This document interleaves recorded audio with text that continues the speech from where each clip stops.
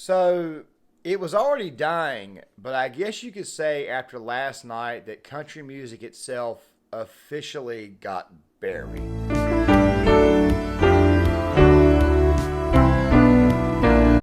What's up, guys? John Claymore here. Now, really quick, I'm not really the biggest country music connoisseur out there. I really and truly don't even really care that much about the CMAs. However, I do want to talk about this because it is indicative of where that culture stands. Now, guys, before we get any further, let me go ahead and kind of explain what country music basically appeals to. And me, obviously, being a guy from the Southeast, obviously, I was around country music a lot.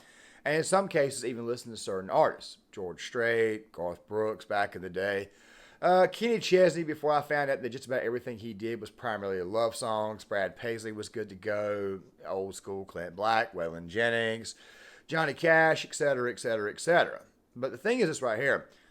Country music, for the most part, appeals to a very patriotic fan base. All right, say what you want to about it, whether you like it or not. That is, for the most part, its fan base. So when they see RuPaul's drag stuff showing up, you got to kind of wonder, what is country music trying to promote? Then you have this little nugget here. Now, pay very close attention, and I want to go ahead and tell you guys right now, I'm not concurring and saying and angry about the fact that Sandy Hook was mentioned. Obviously, that was a tragedy.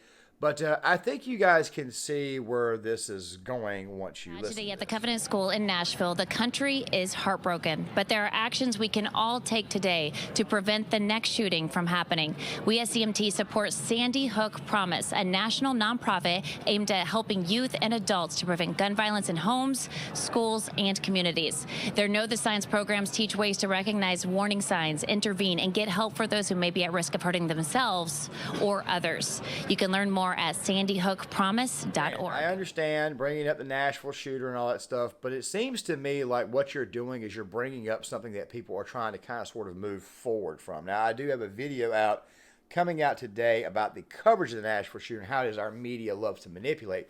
That video should be, I think it comes out tonight. I'm not entirely sure exactly. I can't remember exactly how I scheduled the videos, but it will be coming out today. The thing is this right here. This is a very dangerous game with your own audience. It's a very dangerous game with your own base. Country music was already kind of sort of falling apart, especially when they started to go in the whole direction of rap country or pop country with Taylor Swift and all these people and all these new artists. It kind of makes you wonder if country music wasn't already dying. Now, of course, as I said before, it seems to me that country music has officially been buried. Now, I don't typically talk about country music on this channel. I very, very rarely discuss country music because most of the new country music that comes out, which is, by the way, part of the reason why I don't really listen to country music, to me just isn't any good. I understand people are going to bring up all the new acts that are coming out, but if you're doing this, and of course you're bringing up, you're kind of wading to the weeds of possible gun control, this is not exactly a good look, especially for country music. I just figured I'd go ahead and throw that out there. However, we got to ask ourselves a question: when did country music start to die? And of course, I brought up gun control at least twice, or at least said it in this section of the video alone. Well, the answer, my friend, is actually a lot simpler than you might think. Now, before we go any further, we got to ask ourselves a question: who and what does country music appeal to? Now, guys, I can already hear somebody in the comment section saying what's quite frankly depressing to me. The only thing they do is sing about jail or losing a family member or losing a loved one. And I will admit there is a good portion of country music that is like that. It's part of the reason why I ultimately just decided to stop listening to it. I think the last thing you would want to listen to when you are depressed or you're in some form of pain is country music. That's why I personally prefer classic rock and classic hip hop. The thing is this right here, though. Country music for a long time there, though, did put together some pretty good stuff. I mentioned George Strait earlier. I mentioned some of the old work of Garth Brooks. They did have a lot of very good acts. Waylon Jennings, of course, I think I already mentioned him. The thing about country music is this right here. Country music is, for the most part, very appealing to a lot of people. Those people that it's mostly appealing to are hard-working blue-collar folks who believe in, they believe in the American spirit and the American dream. Most country music listeners are, in fact, Christians. Most of them obviously love country music and do love Christianity. They do love God. However, when you start putting pop into the mix, it begins to get a little bit confusing. Now, when you start doing the whole confusing thing and you start alienating your core fan base, the next thing you know, while the new breed may be a little bit more popular, the problem is next thing you know, you take the success with the new breed and eventually you mess it up. which is exactly what I think they did with the whole rap country bit. Now, I'm not going to talk about certain artists here because if I do that there, next thing you know, certain fan bases are going to be in my comment section flaming me, just straight up, just going absolutely crazy. Just know that I just don't really care for the new country music, nor many of the new country music acts. It's just who I am. Except maybe Sturgill Simpson, and even though I don't agree with Chris Stapleton and all that stuff, I think Stapleton's music's actually pretty good. But the thing is this right here. Once you start alienating your core fan base, it gives you kind of a card to alienate the next fan base. Then you alienate the next one. Well, even though you're alienating brand new fan bases, most of these fan bases, for the most part, are, in fact, very patriotic fan bases. These are the last people you want to piss off. Next thing you know, you're going to find yourself not being able to sell any albums, songs, or even having any coverage at all. Let me kind of equate this to another Southern tradition, NASCAR. Now, guys, bear with me on this really quick. You see, the thing about sports, the thing about country music is that you have what we call a core fan base. I think I've already mentioned it 3 or 4 times. I don't mean to hit you guys over the head with it. But that core fan base, when you begin to alienate it, it gives you a card, like I mentioned in the previous section, to continue to alienate other audiences. Well, let me go ahead and take you guys back in time. Back in the 70s and the 80s in my home state of North Carolina, which is kind of where NASCAR started. Now, the country music scene does have a bit of a scene here, but I don't think it's as big as, say, Nashville. Nashville's obviously the country music mecca. I'd say Nashville, and I'd say the entire state of Texas and most of the Southeast. But here's the thing you got to understand about NASCAR, because it does, in fact, equate. NASCAR had what we call smaller tracks. And here in North Carolina alone, we had one in Wilkesboro. We had one in Rockingham. There was even one 45 miles north of me where I live at my home. So, yeah, you had these smaller stock car tracks, and what would happen is that people would go buy a ticket to go see a race. If they bought a race then, or if they bought a ticket to go see a race then, which, by the way, still had a lot of pro NASCAR drivers at that time. I mean, like Davey Allison, for example, used to ride around here. Dale Earnhardt used to ride around here. A lot of very, very big-name NASCAR drivers, competitors, used to do this, okay? Well, you could see these people drive on what we call like a minor circuit, a minor league. Sometimes they would go there and they would drive. They would do practice races against smaller opponents to kind of keep their edge up. Now, the thing you got to understand is that those races were a little bit cheaper. Now, with those races being a little bit cheaper and a little bit easier for people to go to, after a while, NASCAR said, screw this right here. We're going to create much, much more of a big box style sport. Next thing you know, Charlotte Motor Speedway gets a lot more play. Next thing you know, Pocono gets a lot more play. Next thing you know, Richmond gets a lot more play. Next thing you know, the Texas Motor Speedway gets a lot more play. Talladega, et cetera, et cetera, et cetera. Daytona, Spartanburg, all that there. It feels to me like maybe country music has done the exact same thing. But what they're doing is they're destroying traditional country music artists in the process and the traditional country music brand in order to sell it to something much, much bigger.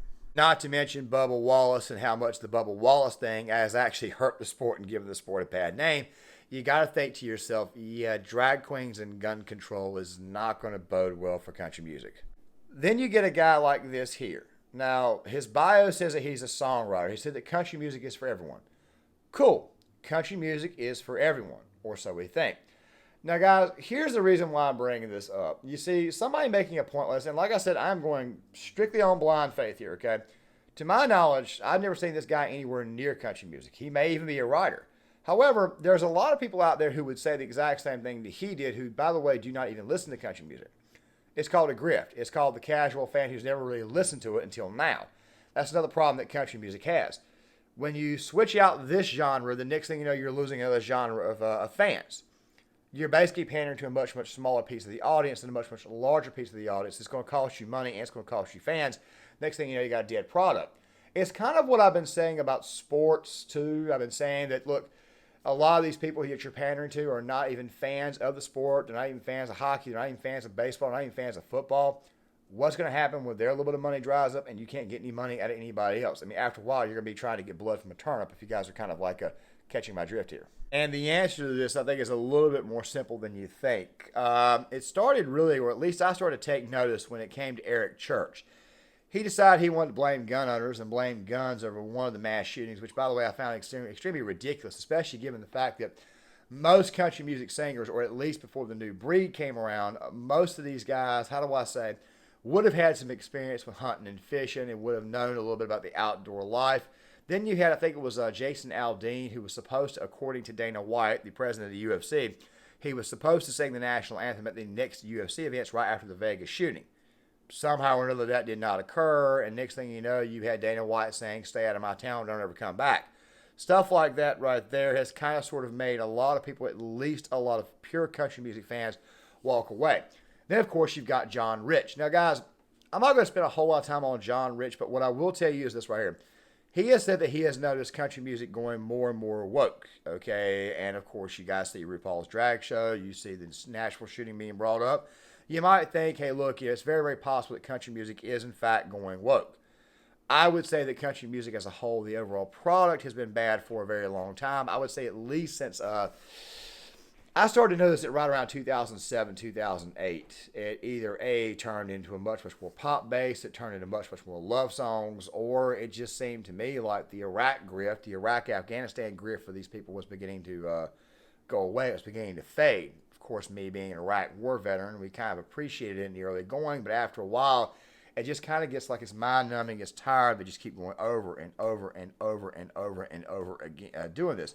Then you had the whole rap country pop. Okay, well, you had the whole rap country thing eventually would turn off a lot of your pure country music fans. You may be bringing in some new people, but then again, at the same time, even the new people now think that that crap is cringe as hell. Okay, so now you're going into a woke direction. If you really and truly want to turn off both sides, you go in this direction. Fact of the matter is that country music has been dying for a while now, based mostly upon the quality and the artists that come out. However, this wokeness bit has completely killed it. By the way, on the wokeness bit, I'll be leaving the video that I kind of pulled up a while ago. I will be leaving that and another video in the description box for you guys to check out if you're interested in that. I'm just giving you guys a simple observation of what I think is going on and why it is that country music has been dead for a while. And last night, just kind of just clamp down on what I've been saying. Guys, John Claymore here. If you like the content, please hit the like button, subscribe, share the video, sign up in the comment section. There are 2 videos coming out today to go along with this one. One will be coming out before, another one will be coming out afterwards. I can't remember the order. I got up here and just started talking on the soapbox, just to be talking. There will be one video on short time of prepping. I'll be leaving a link to that channel as well. I'm going ahead and start posting back to that channel, so make sure you guys stick around. With all that being said, guys, I will see you guys later, and I'll be back tomorrow.